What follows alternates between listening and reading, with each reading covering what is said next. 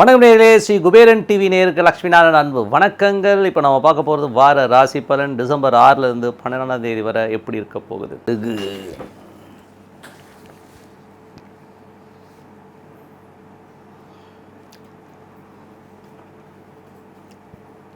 சிம்மராசி. சிம்மராசிக்கு வந்து உங்களது ராசி அதிபதி 4ல் இருக்காருங்க. 4 வந்து சூரியன் கேது இருக்கும்பொழுது சொத்துக்கள் சார்ந்த விஷயங்களில் ரொம்ப கவனமாக இருக்கணும். அது வந்து சூரியன் கேதுன்னும் போது கவர்மெண்ட் சம்மந்தமான விஷயம் கொஞ்சம் நெருக்கடிகள் ஏற்படுவதற்கான வாய்ப்பு. கவர்மெண்ட்டில் வேலை செய்கிறவங்களோ இல்லை கவர்மெண்ட் செக்டாரில் போய் லேவாதேவி வச்சுருக்கவங்களாம் வந்து கொஞ்சம் ஜாகிரதையாக இருக்கணும். கொஞ்சம் வந்து அந்த விஷயங்களை கொஞ்சம் கவனமாக இருந்துக்கணும். அதே நேரத்தில் வந்து நம்ம வந்து வெளியில் வாகனங்கள் எடுத்துக்கும்போது இன்சூரன்ஸ் நாங்கள் பர்ஃபெக்டாக இருக்கின்றதை பார்த்துக்கணும். சொத்துக்கள் விஷயங்கள் ரொம்ப கவனமாக இருக்கணும். ஏதாச்சும் டாக்குமெண்ட் கையெழுத்து போடும்போது 1க்கு 4 வாட்டி பார்த்து செக் பண்ணி கையெழுத்து போடுறது ரொம்ப நல்லதுங்க. இதுதான் விஷயம், வேறு ஒன்றும் பெரிய இதெல்லாம் இல்லை.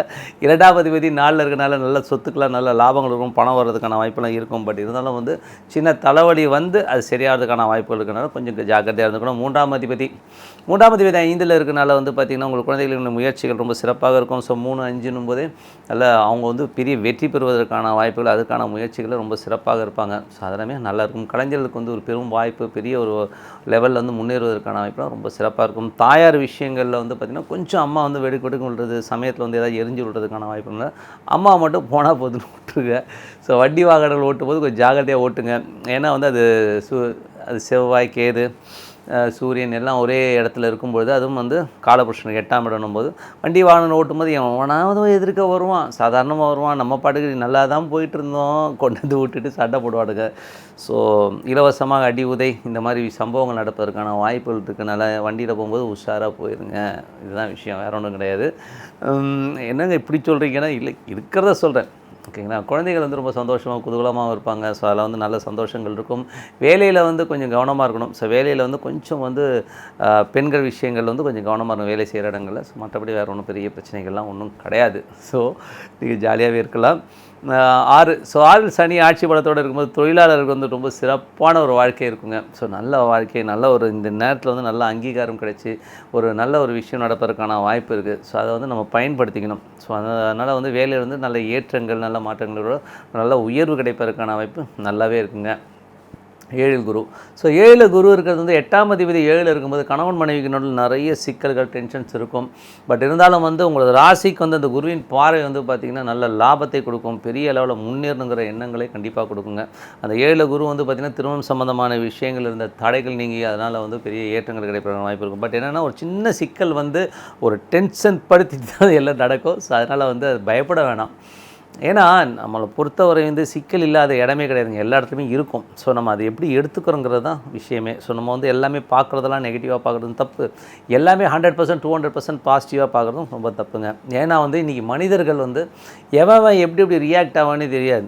நான் பார்த்த வர வந்து பார்த்திங்கன்னா ஒன்றும் இல்லைங்க, ஒருத்தன்ட்ட சொன்னேன் நான், எப்பா நான் அந்த ஒரு படத்துக்கு போகிறேன்ப்பா, மூஞ்சி அப்படியே சின்னதாகிடுச்சிங்க, நான் அப்படியே அவன் ஃபேஸ் பார்க்குறேன், என்னடா அது இப்படி ஏடா உள்ளுக்குள்ளேயே பொறுமுவாங்க, ஐயோ அப்படின்னு. ஒரு படத்துக்கே எப்படின்னா அப்போ வாழ்க்கையில் வந்து நீங்கள் இன்னொரு லெவலுக்கு போகும்போது எப்படிலாம் பொறுமுவாடுங்க, எப்படி பொறாமப்படுவாங்கன்னு. மற்றவர்களுடைய கண்ணோட்டத்தில் வந்து நிறைய பொறாமைகள் இருக்குது, நெகட்டிவ் இருக்குது, பாசிட்டிவ் இருக்குது. நம்ம எது பாசிட்டிவ் எது நெகட்டிவ்னு கண்டுபிடிக்கிறதே ரொம்ப பெரிய விஷயம். அதனால் வந்து கொஞ்சம் உஷாராக இருந்துக்குங்க. அந்த மாதிரி விஷயங்கள் கவனமாக இருந்துக்கிறது ரொம்ப நல்லது. 9ஆம் அதிபதி செவ்வாய். 9ஆம் அதிபதி செவ்வாய் வந்து பார்த்திங்கன்னா உங்களுக்கு வந்து 4ல் இருக்கனால வந்து தந்தையோட சொத்துக்கள் வில்லங்கங்கள் ஏதாச்சும் இருந்ததுன்னா அதெல்லாம் வந்து கொஞ்சம் கிளியர் ஆகும். கொஞ்சம் பார்த்து பொறுமையாக ஹேண்டில் பண்ணிங்கன்னா அதனால் ஒரு நல்ல விஷயம் நடப்பதற்கான வாய்ப்பெல்லாம் இருக்குது. அது கேதுன்னு ஒன்று இருக்கனால வந்து கொஞ்சம் ஜாகிரதையாக ஹேண்டில் பண்ணணும், அவ்வளோதான் வழியே, மற்றபடி வேறு ஒன்றும் இல்லை.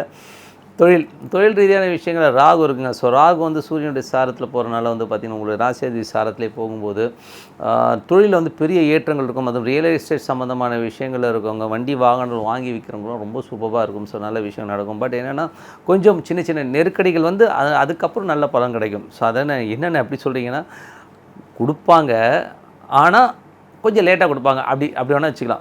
உடனே டக்குன்னு ஒரு வேலை முடியல, கொஞ்சம் லேட் ஆகுதுங்கிற மாதிரி தான் விஷயங்கள் தானே. இன்னும் பெருசாக வந்து நம்ம டென்ஷன் ஆக வேண்டிய விஷயங்கள் கிடையவே கிடையாது. 11 மற்றும் 2ஆம் அதிபதி உங்களுக்கு 4ல் இருக்கலாம். பூமி சம்மந்தமான விஷயங்கள் நல்ல லாபங்கள் இருக்கும். நான் இப்பவும் சொல்கிறேன், கேதுருக்குள்ள சின்ன டென்ஷனாகி வருமே ஒழிய மற்றபடி எல்லாமே சிறப்பு தான். ஏன்னா வந்து இனிமேல் சிம்ம ராசிக்காரர்களுக்கு வந்து ஒரு பழக்கம் இருக்குது.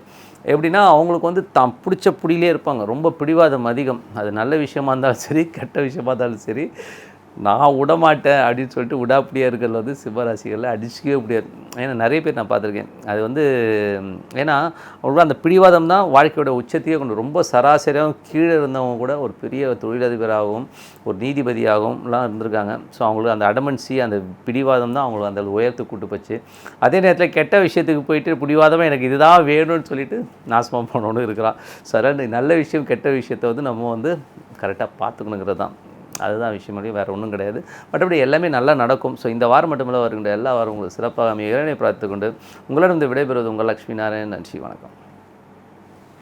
கம்மியாக இருக்கும் அது.